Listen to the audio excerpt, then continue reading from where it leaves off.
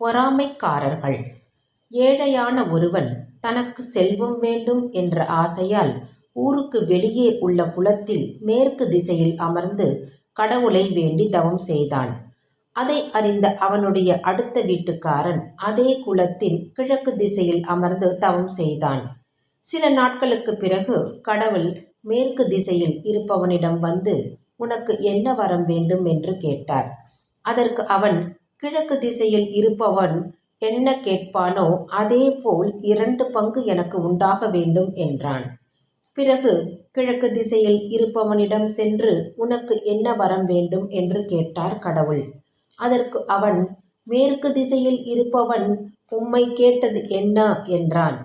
அவன், நீ கேட்பதற்கு 2 மடங்கு தனக்கு வேண்டும் என்று கேட்டான் என்றார் கடவுள்.